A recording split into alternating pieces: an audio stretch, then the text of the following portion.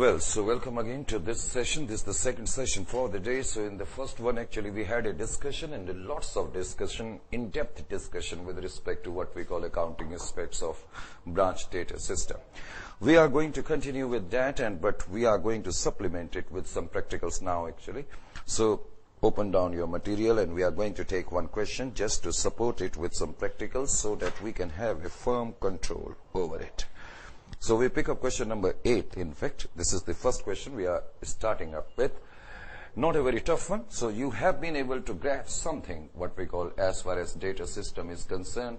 So 2-3 interesting what we call points were there, that how this particular account represents the net profit figure. You should be in a position to prove to somebody that how we derive actually net profit out of it. And now we are picking up this question, not a very tough one. It's simple, it's elementary. Question number 8. So with the help of this format, I am going to do this question, correct? Question number 8, I am picking up. This is the second session of the day. So question number 8.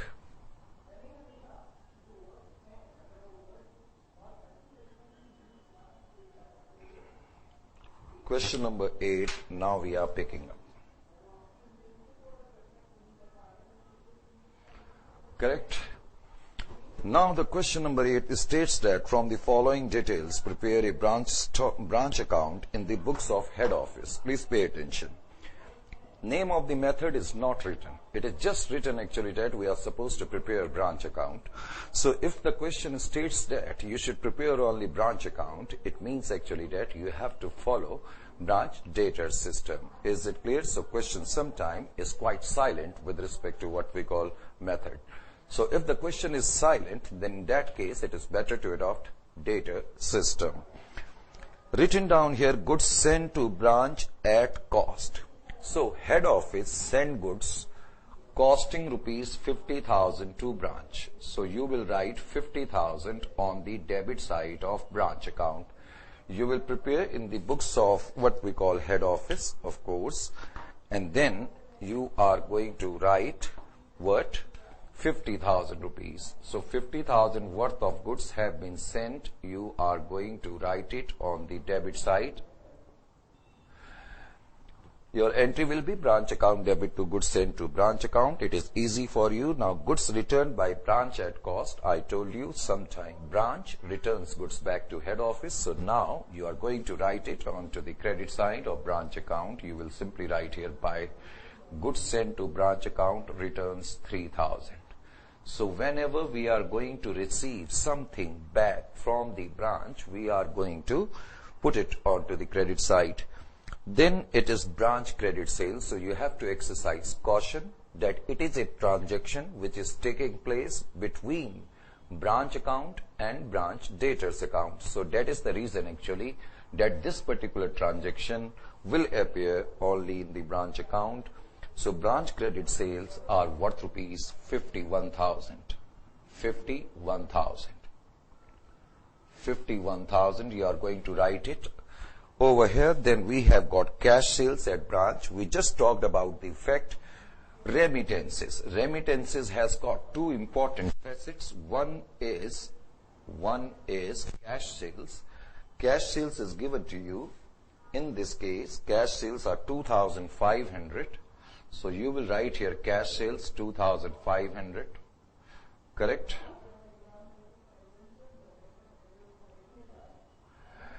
Now, cash received from debtors is not given, but it is given to us that cash remitted to head office by branch is 45,000. Cash remitted by head office to branch. It is given to you that branch has made remittances to head office worth rupees 45,000. And we are very well aware of the fact that remittances has two facets. Remittances, we know very well that remittances has two components. That is cash sales and cash received from debtors. Cash sales and cash from debtors. Isn't it or not? cash from debtors. These are two significant facets. Now, total remittances have been given to you, that is worth rupees 45,000, and your amount of cash sales happens to be 2,500. So it means share of cash from debtors is 42,500. This is given to you directly in this question, and you have got this figure. So this is the figure you drove out of this particular statement. So cash from debtors is 42,500. Now we can write it here. Cash receipt from debtors 42,500, and now we can write in the outer column 51,000. How much? 45,000, sorry. 45,000, that is total amount of remittances. Now, it is important to understand that cash receipt from debtors also comes in what we call branch debtors account. So cash receipt from debtors 42,500 you will also write here. Correct? Now it is given to you in this question, expenses paid by head office.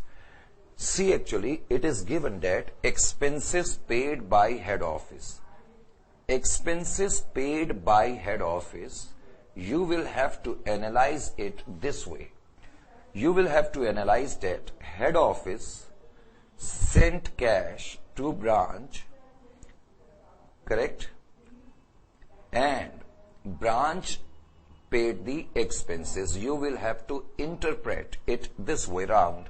Head office sent cash and branch spent the amount. Is it clear to you? Even though it is written here that expenses paid by head office. Honestly speaking, head office will not pay the expense.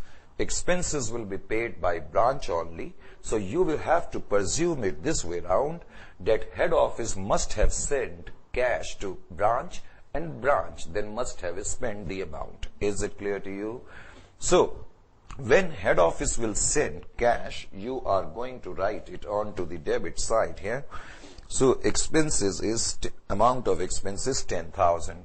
So you are going to write here 10,000. Is it clear? And it should be clear. 10,000. Now it has been given to us discount allowed by branch. Discount allowed to customer, of course, by branch. Now discount allowed to customer is 1,800. So in this question, 1,800 is the discount, and this is a transaction which takes place between head office and branch office. No bad debts are given, no sales returns are given. Now, it is also given then it is written that closing stock with branch at cost. Now we know that closing stock is written down in the branch account. Now the amount of closing stock is 17,000. So 17,000 you would write here, 17,000, correct? Then we have been given closing balance of debtors 7,700. So 7,700 you will also write here. In this question, there is no balance of plant, no opening balance of stock or debtors so far. So far I am talking about. Correct? Closing balance of debtors is also written in the branch debtors account. Now you have completed all the transaction. Now the first step which you must understand is, before you tally this account, you must make sure that all the figures related to debtors, such as opening debtors, cash receipt from debtors, and closing debtors, should be present in this account before you can tally it. Now if you will look closely, you will find that opening balance is not given in this question. So now this account will be very helpful for you. You can find out the opening balance through this particular account. So I will tally it now, and the balancing figure will be the missing figure. The missing figure is opening debtor. So this figure 1,000, this is the balancing figure. You can derive it from branch debtors account. Is it clear to you? And then you are going to write it over here. You need not require to waste your time in finding out the opening balance of stock. If opening balance of stock is given, it's fine. If it is not given, you need not require to do any mental exercise. Is it clear to you? Only thing is that you need to be sure of the fact that all items related to debtors should be present in this account. If there would be any missing item, that can be traced down from branch debtors. Is it clear to you? So now you can tally it, and this will be your what we call net profit. So net profit will be 11,700. I think, yes, it is actually. You can tally it of your own. It's not a big problem. 11,700 is your net profit. So not a very tough question. You can manage it very well. It's just elementary one. Now, we will pick up another question, that is question number 5 actually. Question number 5, please pay attention. Should I rub it off? Why? Because it is already solved in your book, so you should give me this, what we call liberty, that I should write it off now.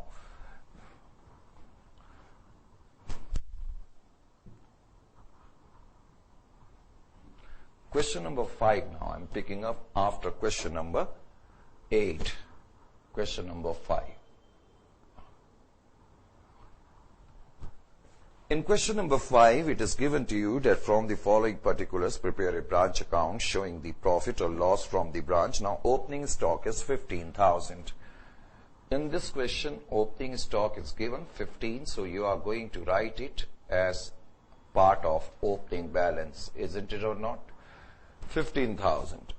Then it is given to you goods sent to branch 45,000. So you will write here goods sent to branch 45,000. Then you have been given expenses 5 plus 2, 7,000, and before that actually amount of sales is given. If you have gone through the question, you would find actually in this question opening and closing debtors are not there. Got my point? If in a particular question opening and closing debtors are not given, always presume that this branch deals only in cash sales only. There are no credit sales. If opening and closing debtors are not given, always presume that branch does only cash sales. No credit sales are done. Is it clear? So that is the reason in this particular question, I need not require to prepare debtors account. You need not require to prepare debtors account. Correct? In this question, no debtors account is required. Is it clear? No debtors account is required in this question. Why? Simple. Because opening and closing debtors in the question is not given. So there will not be any transaction related to debtors. Is it clear to you? That means there will not be opening debtors, there will not be closing debtors, and of course, there will not be any cash sales, any cash receipt from debtors, sorry. So the figure of sales which is given to us, correct, in this particular question, which is 60,000, it means it is cash sales. There are no cash receipt from debtors in this question, so 60,000 will be the amount of remittances. Is it clear? 60,000 will be the amount of remittances. Then expenses, it will always be presumed that whatever expenses are there, cash has been sent for the same by the head office. So you are going to write to cash expenses 7,000. Then closing stock is also given. It's a very elementary question. 10,000 is your closing stock. So you will write the amount of closing stock down here. Closing stock is 10,000. No goods return has been given in this question. Correct? Now, what I am supposed to do, because the question later on states that branch manager is entitled to 5% commission on the profit of the branch after charging such commission. So first of all, what I will do now, actually, I am going to tally this account. From this total, I am subtracting only this much of Correct? So this much of part. After subtracting this much of part, I can say my net profit is actually how much? That is 60,000 minus 67. So my net profit at this moment is 3,000. 3,000, this is net profit. But this profit which I have been able to compute now, this is nothing but, this is your net profit before commission. Net profit before commission. This is your net profit before commission. Net profit before commission. Now, in this question, it is given that branch manager is entitled to some commission. Branch manager is entitled to commission. Now, you can compute branch manager's commission. There are two approaches. Approach 1. Under this approach, how would you compute the branch manager commission? Suppose branch manager commission is X. Suppose branch manager commission is equal to X. Branch manager's commission is equal to X. Then net profit after commission will be equal to this much. Then net profit after commission, net profit after commission will be equal to 3,000 minus X. Isn't it or not? And branch manager's commission will be, branch manager's commission will be 5% of this amount. 5% of 3,000 minus X. So branch manager's commission will be equal to this. And you have presumed branch manager's commission is equal to X. So now you have an equation. Equation is that branch manager's commission has been presumed as equal to X.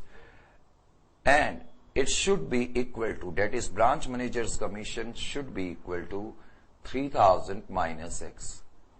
So either I can solve it this way round. If I am going to solve it this way round, I will get 143. Or approach 2, this is first approach and this is second approach. Under second approach,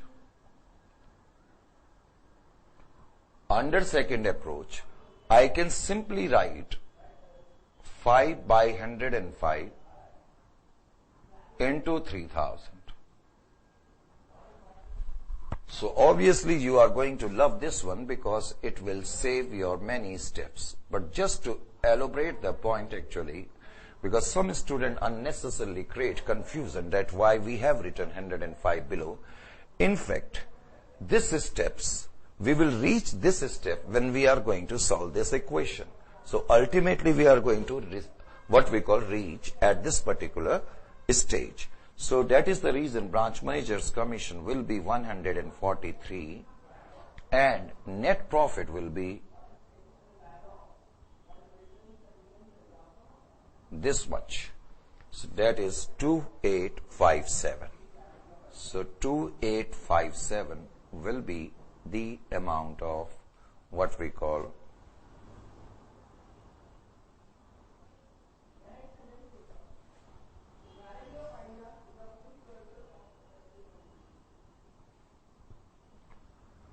Is it clear to you how we are going to actually compute after taking cognizance of question number 5? Then we are going to pick up another question. It is not a tough one again actually.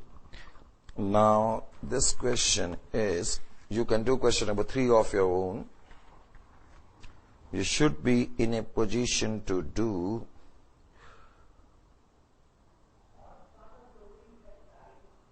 well. I am taking question number 4 just for simplicity's sake. Correct question number 4 just to elaborate the point a little bit further. Question number 4 now.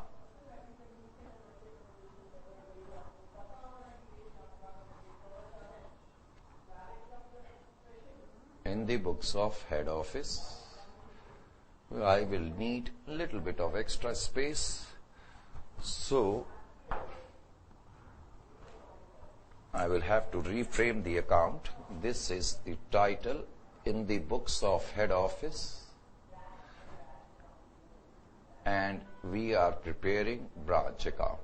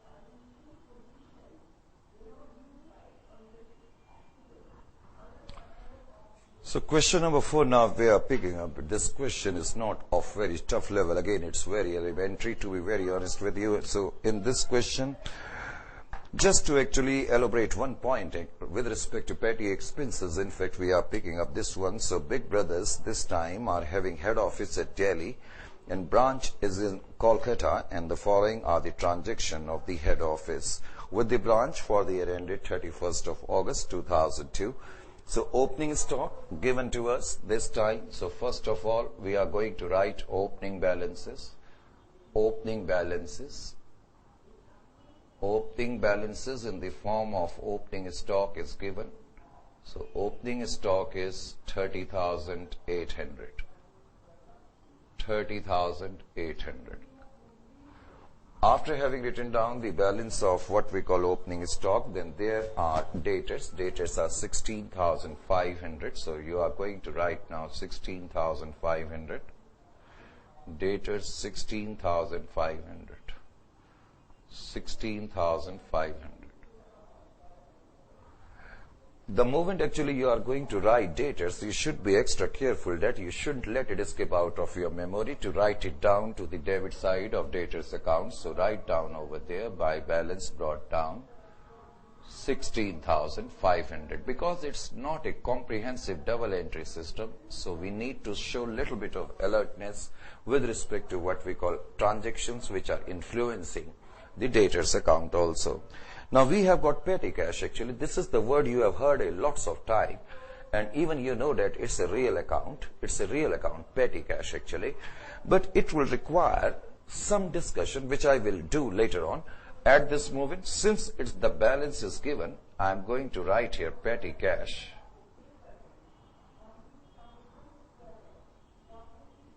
Petty cash balance is given to you as 500. So I have just written down over here 500. Then goods supplied to the branch. Goods supplied to the branch signifies that this year head office sent goods to branch. Goods supplied to branch. Goods sent to branch account. Amount given to you is 1,51,200. So you are going to write down here 151,200. 151,200. Then remittances from branch are also available in this question. So you are going to write here by remittances. Remittances has got two facets. One is cash sales. One is cash sales. Amount of cash sales given to you in this question is 10,500. So you can directly write in the outer column, no problem. 10,500. And then realization of debts. Realization of debts means cash from debtors. So you realized from debtors this much of amount. cash from debtors. So again you are going to put it on the outer column. That is 1,57,740, 157,740. Now, cash from debtors will also be written down over here. Cash from debtors. Cash from debtors given to you 1,57,740. 1,57,740. After posting it at proper places, now the next one is amount sent to branch. Now look very carefully actually. This time head office is sending cash and it is clearly given that cash is being sent to meet one salary, that is 7440. 7440. Second one is rent 2,400.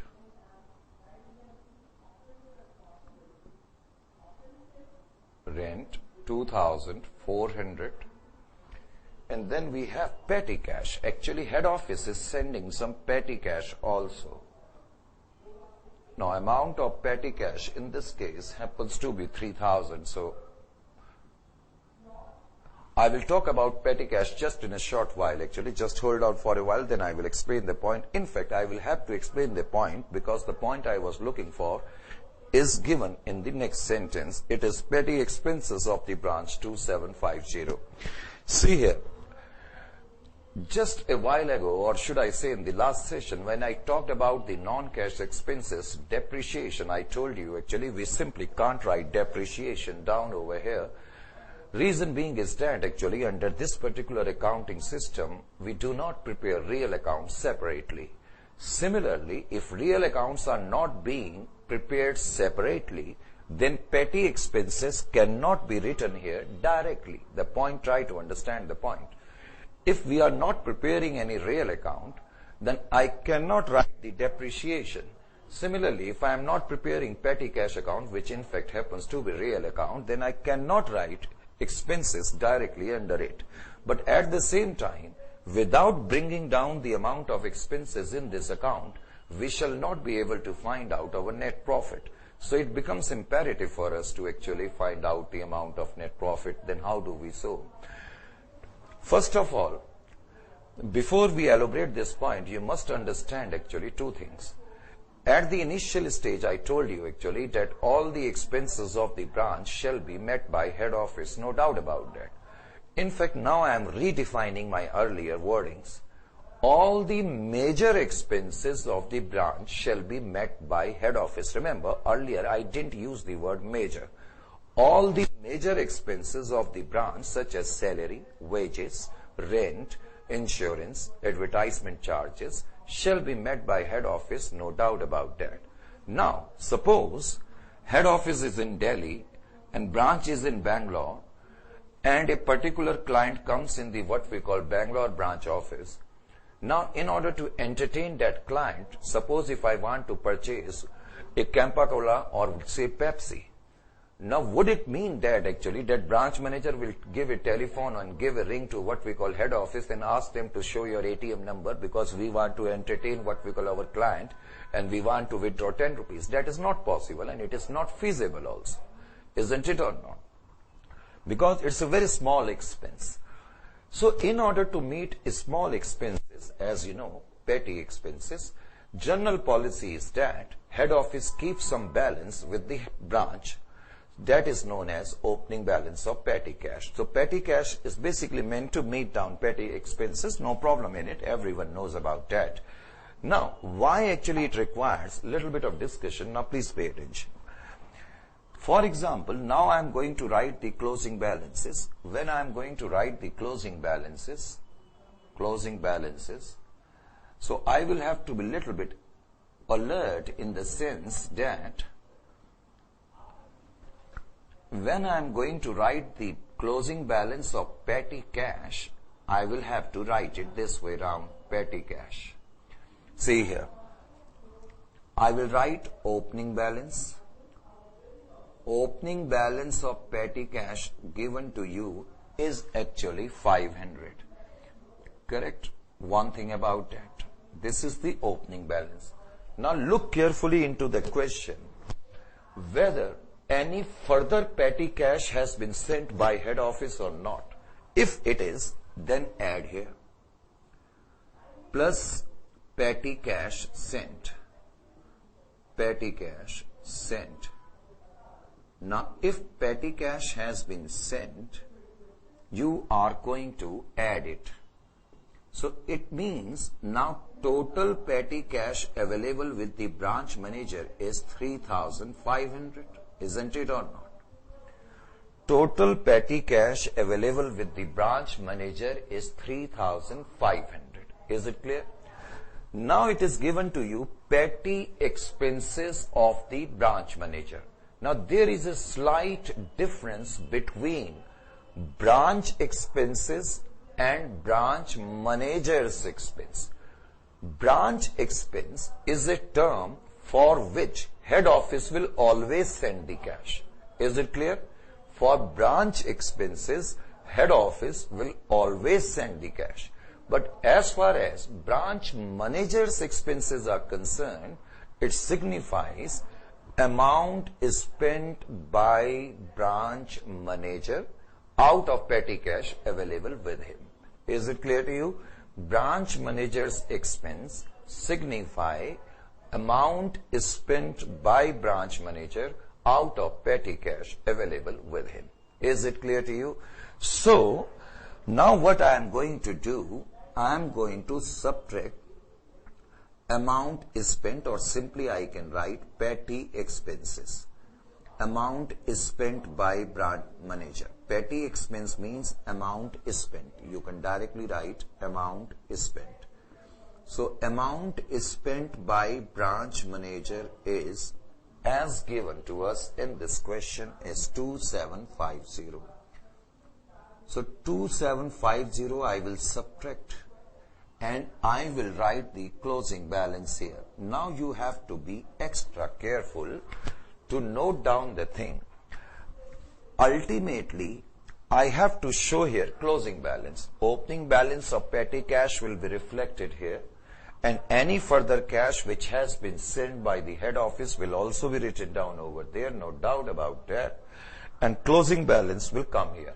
When we are writing down 500 and 3,000 on the debit side and 750 on the credit side, it means we are effecting treatment of 2750. Is it clear to you? That means indirectly we are showing only petty expenses. Is it clear to you or not? Now, if it is clear to you, then we can move a little bit further. So that was the discussion with respect to petty expenses. Now the next point is closing stock. Now let me see actually whether it is visible in your screen or not. Yes, it is. So closing stock is 23,150. So I will write here closing stock.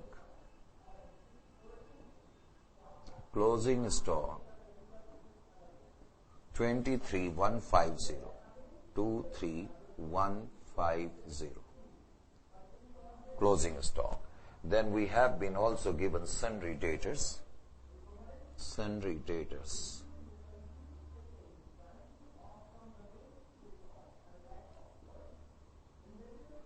Balance of debtors is 50,460. 50,460. And closing balance of debtors will also be written down here. Closing balance 50,460. Correct?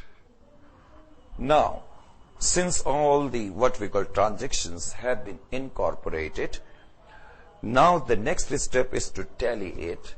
I just told a moment ago that before you tally this particular account, you need to be absolutely sure that all the what we call facets related to debtors are reflected over here. What I mean to say is that opening debtors are there, cash receipt from debtors are also present, and closing debtor is also there.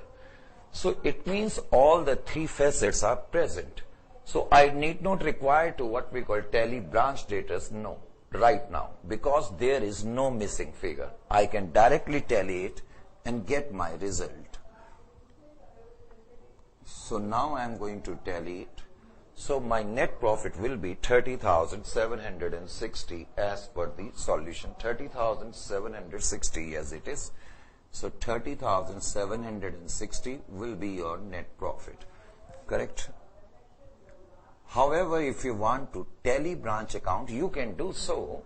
But this time, the figure which you will get, correct, will not be written anywhere else because there is no missing figure in this case. Suppose if I am going to tally this account, then what figure I am going to get? 157,740 plus 50,460 minus 16,500, that is 1,91,700. Now could you let me know actually what this figure will be? 191,700. This will be called credit sales. And you know better than I actually that credit sales are not reflected what we call in the branch account. Is it clear to you? So that is the reason actually that this figure will be not of much help for us in this particular question. So if nothing is missing with respect to debtors, we can directly what we call tally our branch account without an iota of doubt. So now after having done question number 4, you should, as I have already told you, attempt question number 3 of your own. Question number 5 I have done for you. Now you are in a position to do question number 6 also. And now you should also be in a position to do question number 8. Then you should do which question?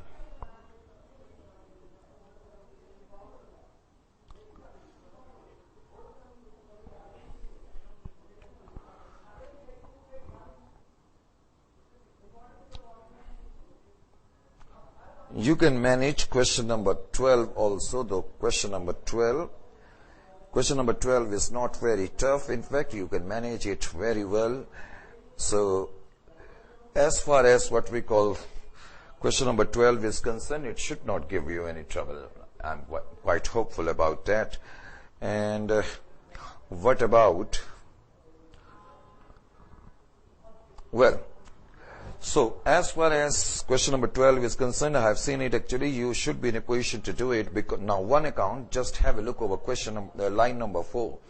Cash received on ledger accounts. What does it mean? It means cash received from debtors. Why?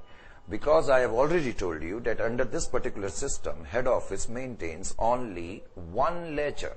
Besides the branch account, only one ledger. Which ledger? Sales ledger. Sales ledger means accounts of debtors. So that is the reason actually that cash received on ledger account is nothing but your cash receipt from debtors.